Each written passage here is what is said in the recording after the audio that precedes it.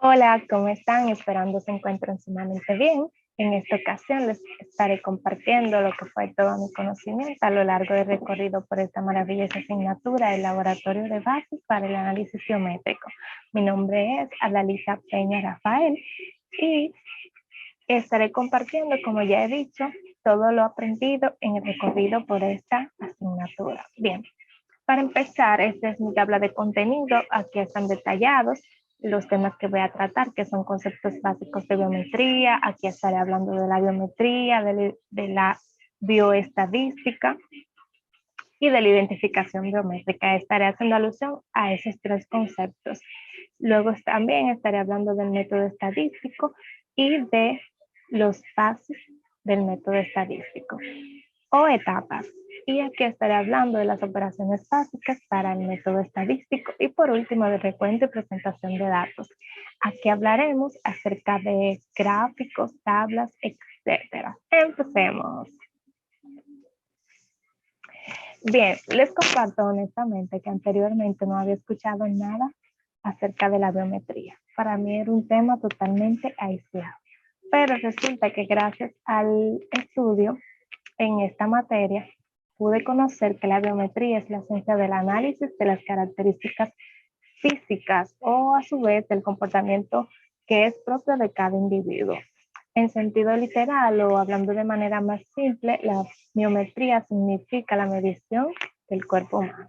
Bien, una vez visto esto, veamos qué es la bioestadística. Es aquella que se usa para ayudar a comprender las causas posibles de un cáncer o también con qué frecuencia se presenta un cáncer en un grupo determinado de personas. A esto también se le puede llamar biometría o estadística biológica. Y por último vamos a ver qué es la identificación biométrica. Bueno, pues esta es la tecnología que permite el reconocimiento de las personas a través de aquellos rasgos físicos que son únicos y distintivos de cada persona. Bien, de estos existen muchas cantidades de software como son el reconocimiento facial, el iris del ojo, las huellas dactilares, la voz, etc. Bien.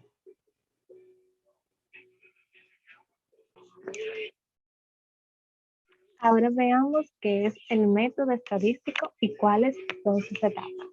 Bueno, este consiste en una secuencia de procedimientos para el manejo de los datos, tanto cualitativos como cuantitativos, que obtenemos en una investigación. Este hace referencia a la recopilación, organización y análisis de la información, también a su posterior adaptación o representación a través de lo que son tablas, gráficos, entre otras cosas. Esto se hace de manera sistemática para facilitar lo que es su interpretación y también permite, la comparación de los mismos y obtener lo que son las conclusiones. Este consta de varias etapas que son la planificación, la recolección, el recuento, la presentación, la síntesis y por último el análisis. Bien. Continuamos. ¿Cuáles son los métodos de organización de los datos? Bueno, aquí tenemos las tablas, las figuras, los cuadros, las gráficas, entre otros. Como bien su nombre lo dice, recurrimos a estos métodos para organizar los datos ya obtenidos, ya sea en una encuesta, en una investigación, en lo que sea que hayamos usado para recolectar nuestros datos. Bien.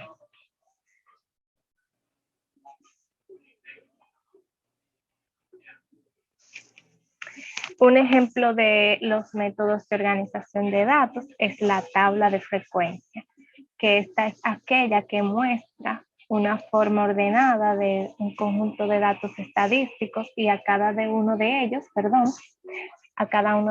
le asigna lo que es una frecuencia, que no es más que las veces que se repite un número o un dato. Bien, esto es algo que vimos al recorrido de esta asignatura y también aprendimos a realizar una tabla de frecuencia. Yo en esta ocasión les estaré explicando un poco de manera breve y resumida cómo realizar una tabla de frecuencias según lo aprendido en este laboratorio.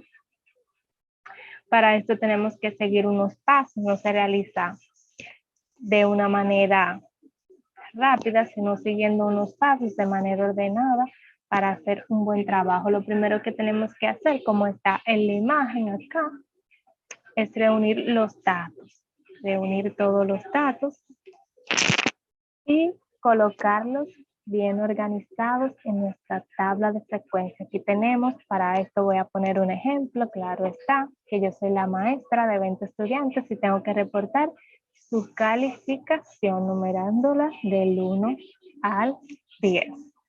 Bien, yo aquí voy a colocar el número de estudiantes y aquí voy a colocar la calificación según el área donde corresponda. Bien. El segundo paso es calcular la frecuencia absoluta, que como ya vimos, es el número de veces que se repite X dato o X número. Aquí están las notas del 1 al 10 y aquí la frecuencia le vamos colocando el número según corresponde o según las veces que se repita. Bien. El paso 3 es calcular la frecuencia absoluta acumulada. Siempre en la primera barra vamos a colocar 0 y esta se suma de manera diagonal con el número que se le continúa a la izquierda. Entonces 0 más 2 es igual a 2. Este proceso tenemos que seguirlo hasta obtener el último dato. Y como vemos aquí, 2 más 1 de manera diagonal obtenemos un 3. Bien. Este paso lo hacemos hasta llegar al último dato, 16 más 4 es 20. Este es el total de mi frecuencia absoluta acumulada. Bien, y aquí ya concluimos lo que es la frecuencia absoluta y la frecuencia absoluta acumulada. Entonces, procedemos a encontrar la frecuencia relativa y la frecuencia relativa absoluta. Bien.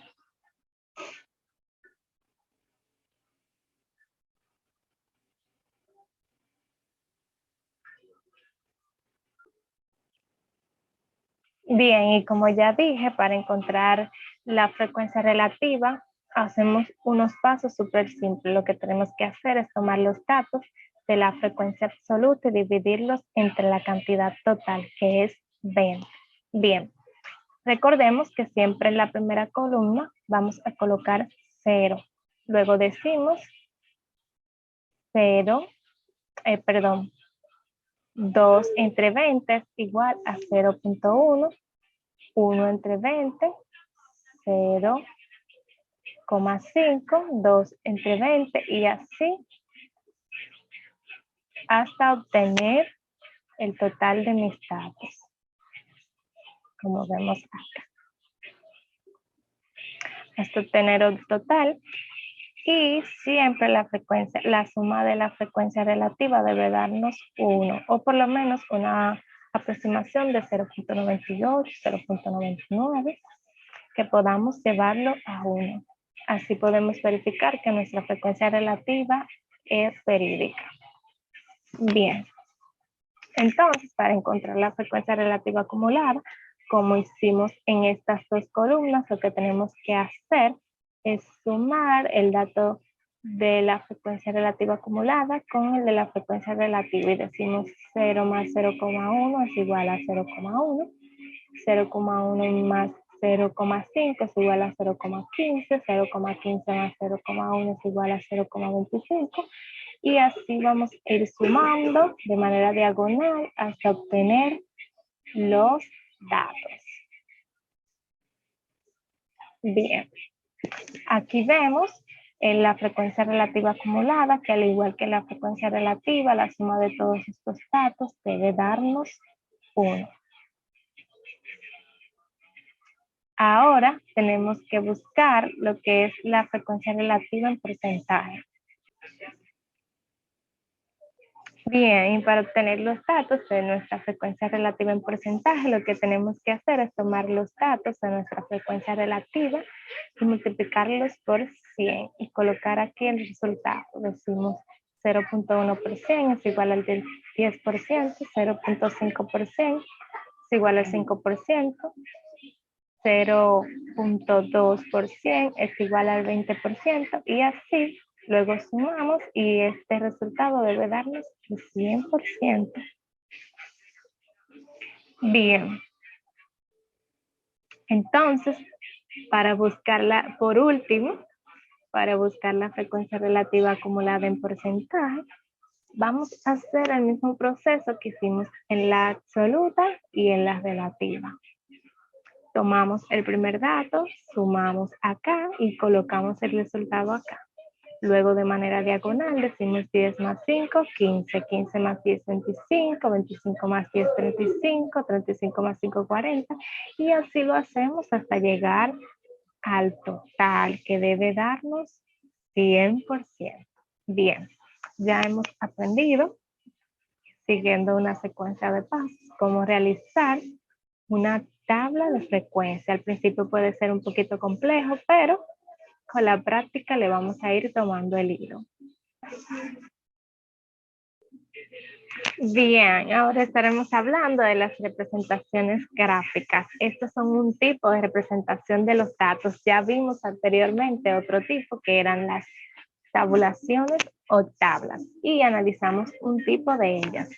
Bueno, las representaciones gráficas, como ya dije, son otro tipo de representación de los datos obtenidos de una investigación, una encuesta, etcétera.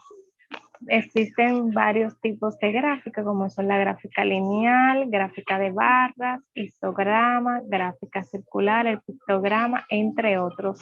Son varios, muy amplios, pero en esta ocasión solo vamos a analizar unos cuantos y continuemos. Bien, veamos 4 tipos de representaciones gráficas. Una de ellas son los diagramas de barras. Esta es una representación en 2 dimensiones de la frecuencia, ya sea absoluta o relativa de una variable cuantitativa o cualitativa, pero siempre discreta y distribuida en filas. Es este que podemos ver aquí. Bien, ¿qué es un diagrama de pastel? Bueno, esta es una gráfica circular. Es un tipo de representación para el análisis de datos estadísticos. Tiene la forma de disco, como vemos aquí, dividido en sectores cuyas áreas son proporcionales a los porcentajes en distintos componentes de la población estadística. Bien. Y por último vamos a ver estos 2 tipos, que son el histograma y el pictograma. El histograma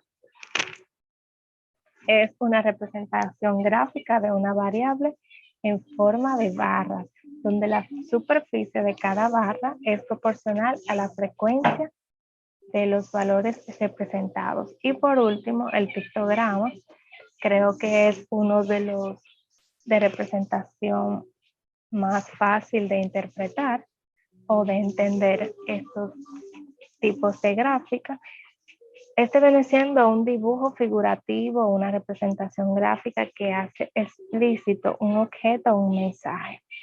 Este permite transmitir una idea o un concepto de forma rápida y sencilla, y el pictograma es especialmente eficaz para enviar un mensaje de carácter informativo, obligatorio, de señalización o de peligro.